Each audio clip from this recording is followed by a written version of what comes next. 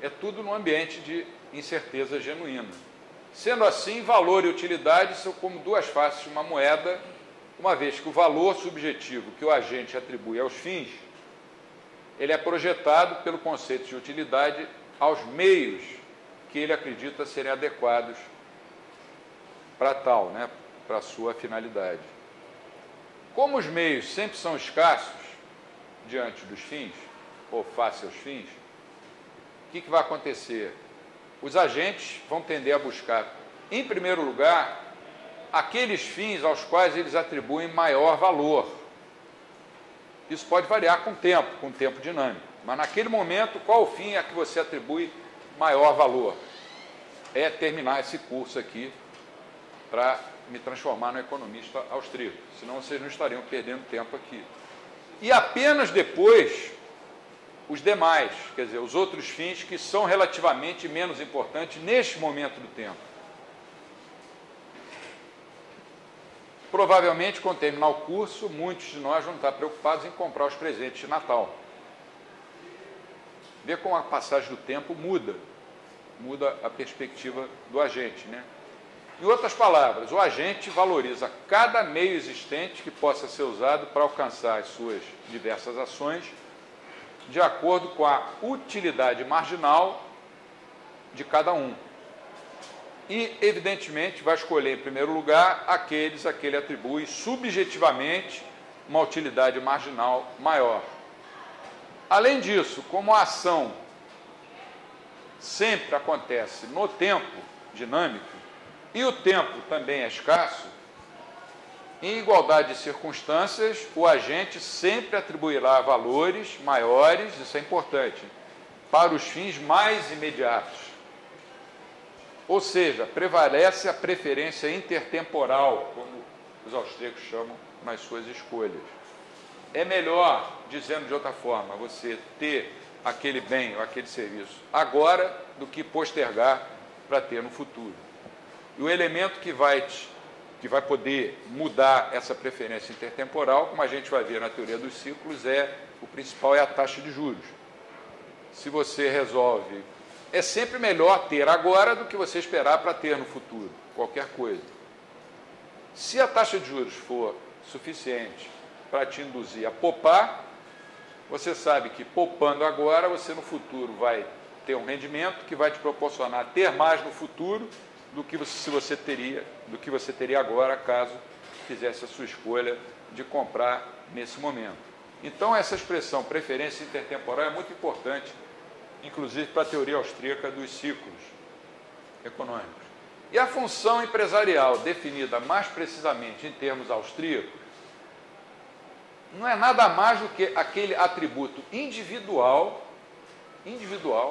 muitas pessoas têm esse atributo, em alto grau, outras não têm. É um talento que a gente recebe quando nasce, de perceber as possibilidades de lucros ou ganhos eventualmente existentes.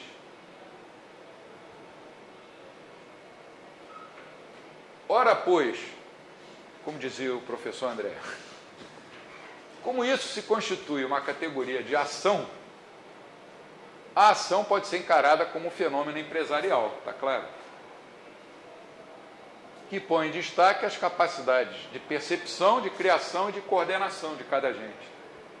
Então, a função empresarial pode ser vista como uma categoria dentro do conceito mais amplo de ação humana, e sempre seguindo o individualismo metodológico. Cada agente tem uma capacidade de percepção ou um faro para ser empreendedor diferente dos demais. E, às vezes, dois empreendedores colocados diante da mesma situação objetiva vão reagir de forma diferente um do outro. Como em qualquer ação humana, a ação empresarial, ela vai sempre se dar num ambiente de surpresa e de incerteza genuína. E vai requerer a criatividade, porque o futuro é sempre incerto. E a gente viu aqui numa das aulas, ele não é apenas desconhecido, ele é desconhecível. está sempre aberto ao desenvolvimento do potencial criativo dos agentes. E quando o Estado entra bloqueando esse potencial criativo, as consequências são desastrosas. Outra característica da ação empresarial é que, em se tratando de escolhas ao longo do tempo e sob condições de incerteza, sempre vão existir outras ações a que nós devemos renunciar naquele momento do tempo. E o valor subjetivo dessas ações a que a gente renuncia é chamado de custo, que é o conceito econômico da mainstream de custo de oportunidade, que é muito difícil de ser mensurado, dado que você não praticou aquela ação. Os agentes agem porque acreditam subjetivamente que os fins escolhidos possuem um valor maior do que os custos decorrentes da escolha por determinada ação. E a diferença nós podemos chamar de lucro, que é o elemento motivador da ação. Então, o lucro não é só, como a gente aprende nos livros de microeconomia, a diferença entre receita total e custo total. Recompensa da ação. É a recompensa da ação empresarial ou da ação empreendedora do indivíduo. E é o elemento motivador da ação. Ninguém vai agir achando que, se agir daquela forma, vai ter um prejuízo. Ele pode até ter o prejuízo, mas no momento em que ele agiu, ele achou que ia ter um ganho. Se as ações não acarretassem custos, os valores subjetivos dos fins coincidiriam com o lucro. Para os economistas da tradição de Karl Menger, da escola austríaca, eu até estou preferindo dizer para os economistas da tradição de Richard Cantillon, diante do que eu venho lendo, ou voltando mais do tempo, para os economistas da tradição de Juan de Mariano. Estou impressionado como há 500 anos uma pessoa escreveu as coisas que ele escreveu. Mas, para a escola austríaca, toda ação embute um componente empresarial puro e criativo em sua essência, por menos importante que possa parecer essa ação, que não requer qualquer custo e que é exatamente o que permite aproximar o conceito de ação do conceito de função empresarial. Não requer qualquer custo. O custo de oportunidade sempre existe. Nesse último parágrafo. No último, onde é que eu falei isso? Não requer qualquer custo. Ok, ele essencialmente ele pode ter a função empresarial sem ter um custo objetivo, mas sempre haverá um custo subjetivo. Ah, sim, o custo subjetivo. O custo subjetivo. Então ali se refere a custo objetivo. Custo objetivo. Por outro lado, qualquer ação sempre é racional, no sentido de que, a priori, quando o agente formula a sua ação e escolhe seus fins, ele vai buscar sempre os meios que julga serem mais apropriados para que ele tenha sucesso. Que ele julga serem mais apropriados, podem não ser os mais apropriados. Lá em Teoria Microeconômica 2, o empresário sempre sabe quais são os meios mais apropriados.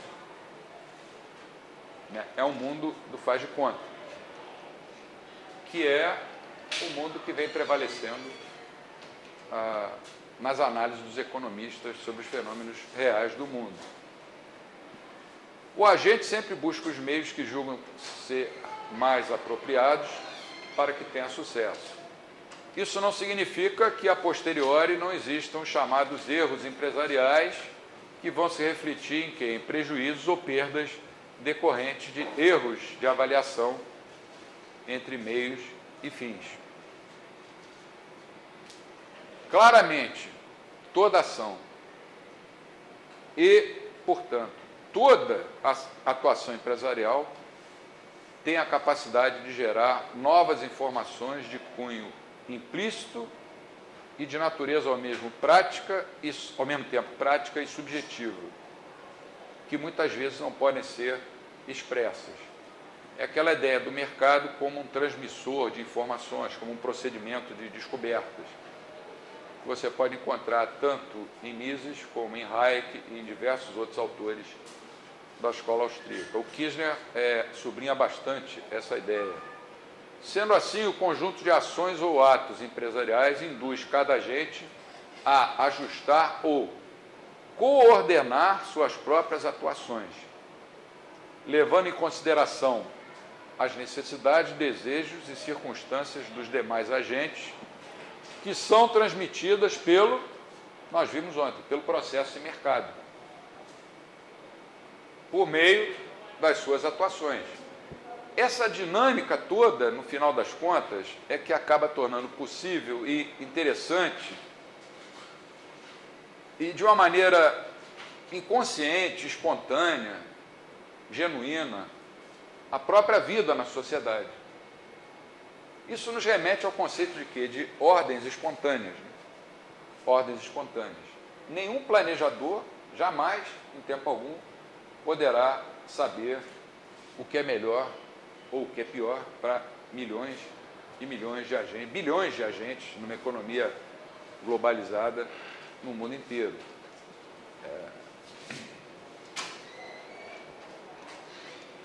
Uma coisa clara é que a ação é imprescindível para que o cálculo econômico, que vai ser uma das nossas próximas aulas, o debate do cálculo econômico se torne uma coisa viável.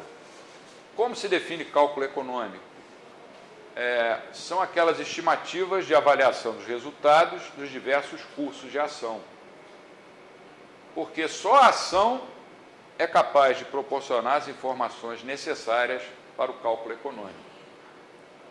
A função empresarial, portanto, é um elemento precioso para quê? Para a coordenação social e para os juízos dos resultados da ação humana no campo econômico.